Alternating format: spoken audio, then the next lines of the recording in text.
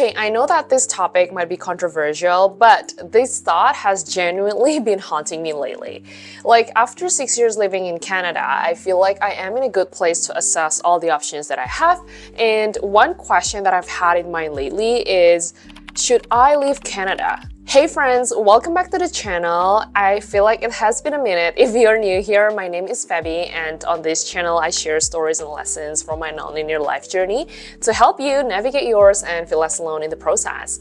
So in this video, as I mentioned at the beginning, I'll talk about the question that I've been having in mind lately, which is, should I leave Canada? And I do have 3 key reasons that make me consider this option. And so in this video, I'll share my 3 key reasons, and at the end of the video, to wrap up, I'll give my final POV after thinking about this question or pondering this question for quite some time.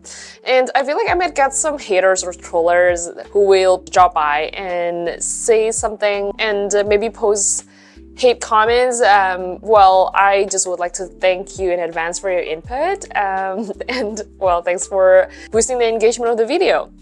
Okay, the first thing is the notion of working until retirement. I don't know if it's the people that I meet here or it's just the people that I come across or I cross paths with, but I see that there's a lot of people who work until they retire, or people who still work past their retirement age. And I don't know if this is a norm here, or if it's because like the living cost is expensive, especially in major cities like Vancouver, which is the city that I'm living in right now. I think a lot of people, they expect themselves to work until they retire, or they still work past their retirement age. And to me, I see a FIRE lifestyle as a possibility, with some arrangement, of course. And by FIRE, I mean financially independent, retire early. Like, I've never had this thought in mind that, oh, I have to work until I turn 65. I mean, if that idea is out of like, you know, wanting to stay productive and wanting to have some sort of routine and things like that, that is totally cool. And I think the idea here is to be able to have options versus having to work until you retire or past your retirement age because you have to, because if not, then you won't be able to support yourself financially. I think that that's a totally different story. I've seen, or I've met a lot of people here in Canada who are just in that situation, and I just can't really comprehend that idea. And I get the idea that early retirement isn't like a super common concept even outside of Canada, but the concept of working forever or until I retire isn't the dream that I'm chasing. And I know that I'm privileged to be able to say this, but at the same time, I am a big believer that everything starts with an idea and a vision, and then you have to put in the work. Just like a book that I read written by Jenna Kutcher called How Are You Really? And it really is about the concept of when the woo meets the work. So it's really about having a dream, manifesting it, and then putting in the effort or the work to make it happen.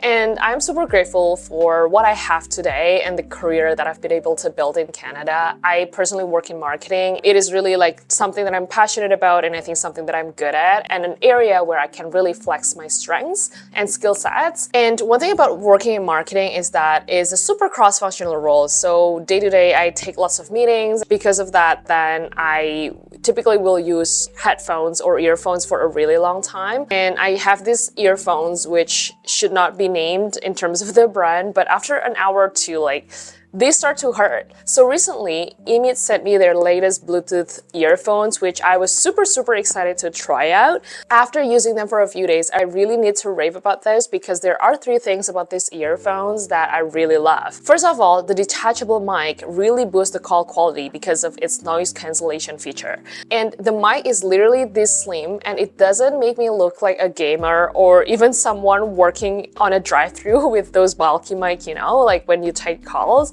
And it doesn't hurt. The second thing is the open air design is a game changer. Instead of cramming into my ear, they rest comfortably along the ear's natural shape, and I finally get the comfort that I need for long meetings with zero pain. I love how versatile these earphones are. They're designed for professional calls, but I'm a huge music person, so sometimes I use them to listen to music as well. And, I do this like between meetings, and the open air design keeps me aware of my surroundings, but with EMEET's hyper bass feature, I still get the audio quality that I crave, minus the ear fatigue. And this setup fits perfectly, especially when I need to do like back-to-back meetings. If you have been on the hunt for a pair of professional earphones for your professional life, I will recommend checking out EMEET, and you can do so by clicking on the link in my description box down below or on the pinned comment. Okay, back to my story about the things that make me consider living in Canada.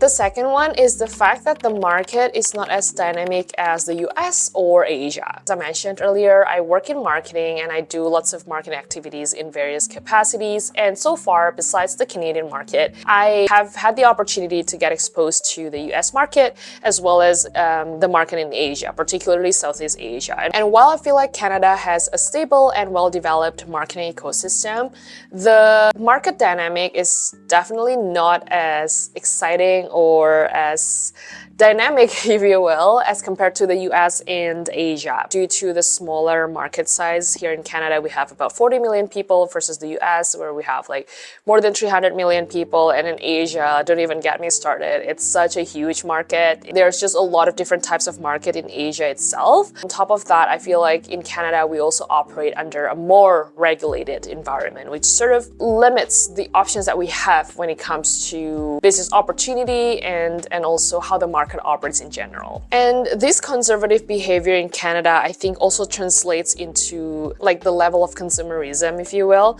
which I think is good and wise from a lifestyle lens, but I think not as good from a business growth perspective. And I think the pace in Canada versus the US and Asia is definitely very different.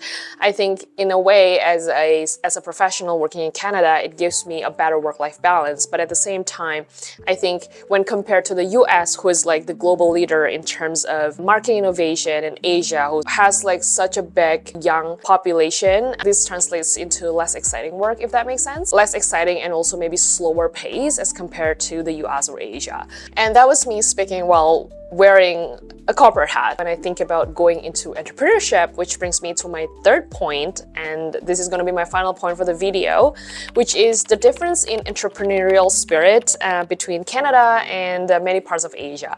I've never started a business in the US before, so I can't really speak to that, even though I know that there is a lot and there's like a bigger opportunity in the US, because I also know that lots of Canadian businesses, they also try to penetrate into the US market, or they try to set themselves up for a global market due to, again, the market size in Canada, which is relatively smaller as compared to many other parts of the world. When it comes to entrepreneurship, I think one big factor is definitely the age breakdown. Canada being a more mature market, and I think having less population that's considered as young population group, I think this definitely impacts the appetite for risk-taking and also the perception around entrepreneurship, because I know that in many parts of Asia, or at least like the part of Asia that I grew up in, there's this notion where people prefer building or starting their own business because that is more lucrative in the long run versus building a corporate career. But I don't think that's like the notion here in Canada, at least not the general perception. I think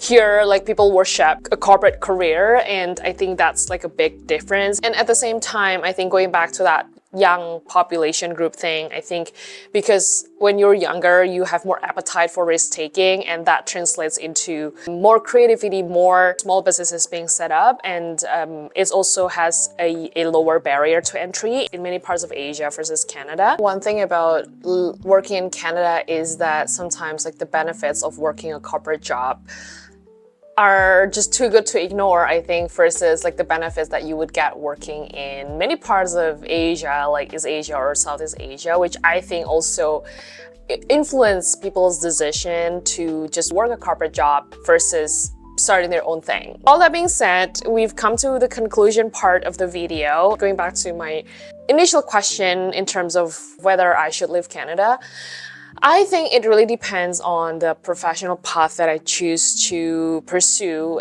in the future, whether it's the corporate path or the entrepreneurship part. If it's a corporate path, I think Canada is a decent place to be because of the overall approach to work-life balance. And I know, like, sometimes the sky's the limit, the grass is always greener on the other side, but there are times where the grass is also greener where you water it. The US definitely has a lot more opportunities, but then when it comes to work-life balance, I think they also have a different take on that versus Canada. This kind of thing is very relative, and I think it depends on the measuring stick that you use, like what kind of variables and measuring stick that you use to assess your options. Whereas I think if I were to go down the entrepreneurship path, the market dynamic, the opportunity that many parts of Asia present, and the fact that there's so many emerging markets in Asia, and a lot of digital natives, and the fact that there's just so many different tiers in terms of market types in Asia. You can target mass market, you can target premium market, you can target luxury market.